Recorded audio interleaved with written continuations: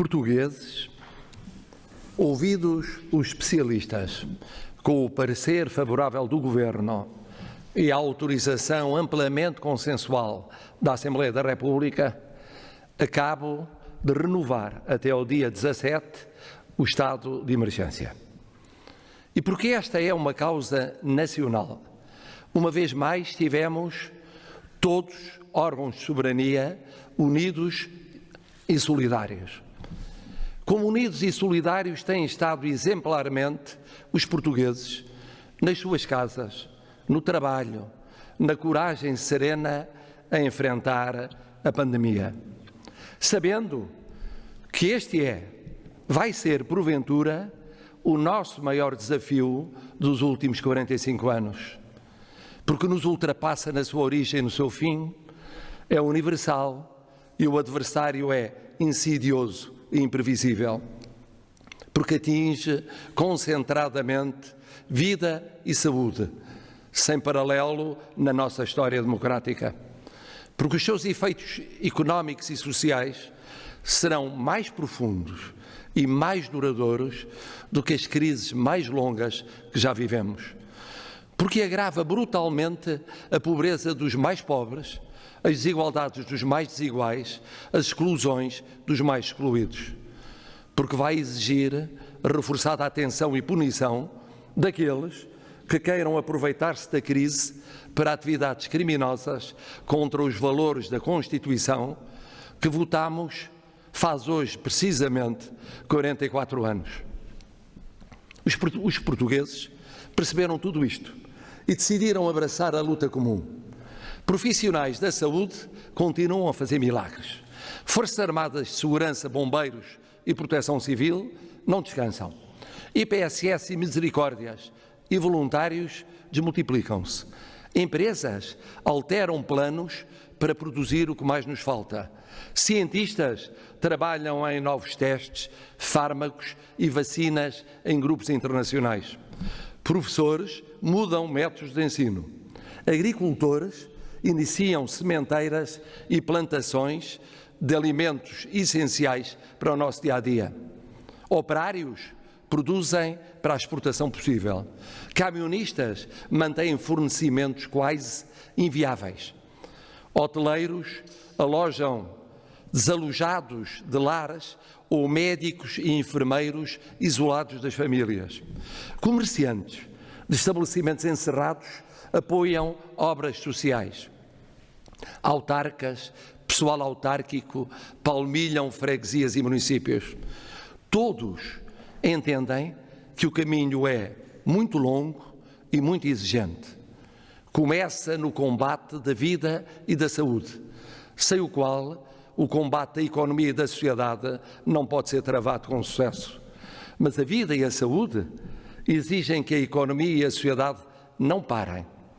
Dentro do combate da saúde, há, desde logo, 4 fases. A primeira fase foi a das últimas semanas, evitando que o crescimento do número de contaminados atingisse níveis excepcionalmente elevados e o recurso generalizado ao internamento de milhares de doentes entre o final de março e o início de abril provocasse a ruptura do sistema, sem tempo para ajustar estruturas, reforçar meios, enfrentar uma subida descontrolada da pandemia. A segunda fase em que entramos será a das próximas semanas, neste mês crucial de abril, tentando manter a desaceleração do surto, consolidando a contenção, tratando a maioria esmagadora dos infectados em casa e gerindo a subida de doentes carecidos de internamento e, sobretudo, de cuidados intensivos. A terceira será vivida nas semanas seguintes, mais cedo ou mais tarde, consoante o sucesso da segunda, invertendo definitivamente a tendência do crescimento de casos, mas ainda enfrentando números exigentes em internamento grave e crítico, e abrindo para a descompressão possível na sociedade portuguesa. A quarta, controlando de forma consistente o surto, mesmo se ainda assistindo à parte final dos custos humanos da pandemia. Uma fase de progressiva estabilização da nossa vida coletiva. Para já, ganhamos a primeira batalha, a da primeira fase. Adiamos o pico. Moderamos a progressão do vírus, onde o número de infectados certificados começar a subir a mais de 30% e até a mais de 40% por dia, conseguimos baixar para valores de crescimento de 15% a 20%. E depois, nos últimos dias, inferiores a 15%, como ontem e hoje. Ganhámos tempo com as medidas restritivas e, sobretudo, com a notável adesão voluntária dos portugueses. Ganhámos tempo para o traçado das primeiras e mais urgentes medidas económicas e sociais. Agora, temos de ganhar a segunda fase. Não podemos desbaratar a contenção da primeira. Temos de consolidar a moderação do surto com números que vão subir ainda e muito em valores absolutos, mas que irão, esperamos, descer em percentagem de crescimento.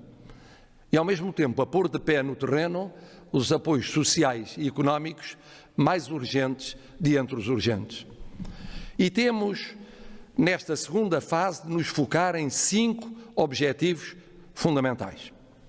Primeiro, proteger reforçadamente os grupos de maior risco, onde quer que vivam ou se encontrem, em suas casas, em nossas casas, nos lares, em residências sociais ou na rua, sem teto e sem abrigo. Desta frente pode depender decisivamente o sucesso da segunda fase e o passarmos mais depressa à terceira.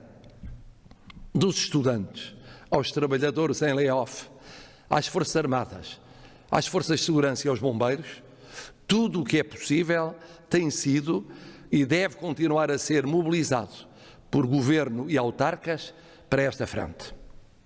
Segundo, utilizar com bom senso e rigoroso critério a abertura da renovação do estado de emergência para prevenir situações críticas de saúde pública nos estabelecimentos prisionais, em particular na população de maior risco ou de maior vulnerabilidade.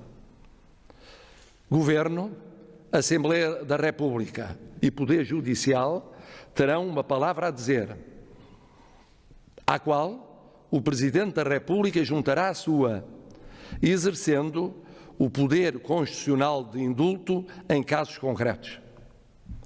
Terceiro, assegurar que por muitas razões que haja, e há, para cansaço, ansiedade, lassidão, nesta Páscoa não troquemos uns anos na vida e na saúde de todos por uns dias de férias ou reencontro familiar alargado de alguns. Daí as medidas extraordinárias do Governo, medidas a que o estado de emergência dá força acrescida, limitando a circulação de pessoas de fora para fora e cá dentro na época pascal.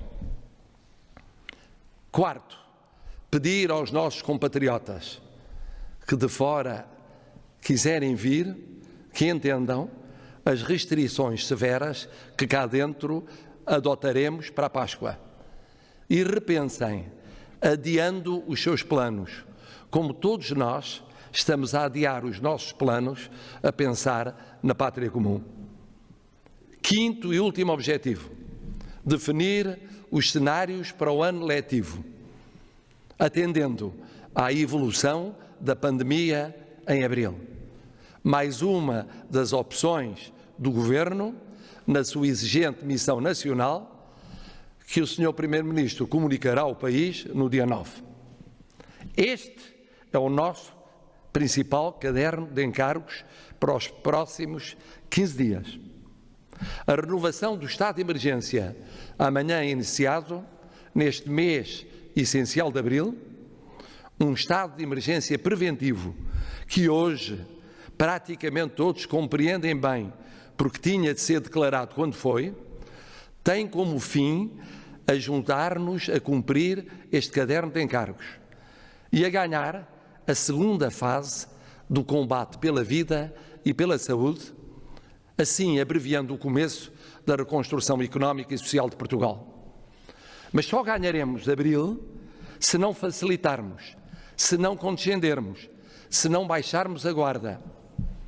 Outras experiências mostraram que situações do grupo de risco e visitas à terra e à família custaram explosões entre os 30 e os 50 dias de epidemia. Sejamos verdadeiros. Vai custar a ver os números de infectados atingir as 2 ou 3 dezenas de milhares até o dia 17? Vai. Mas o que importa é sabermos que o número de testes está a aumentar e bem, e que isso significa detectar mais infectados, que a maioria deles não é grave, e sobretudo que o que vai fazer a diferença é a percentagem de crescimento diário. Uma percentagem a descer é o surto a quebrar e a aproximar-se a viragem irreversível. Tem sido e continuará a ser uma mudança radical na nossa vida? Tem sido e terá de ser por mais umas semanas. Mas o que importa é sabermos que essa mudança pode valer muitas dezenas de milhares de vidas salvas. Que seja para os que sofreram ou ainda sofrem com a pandemia e para aqueles que nela morreram, sós e sem despedida, e para as suas famílias, a nossa última evocação solidária. Nós não os esquecemos. E é por eles e pelos milhões e milhões que somos que nos comprometemos a vencer esta segunda fase, assim permitindo vencer o maior desafio da vida de todos nós.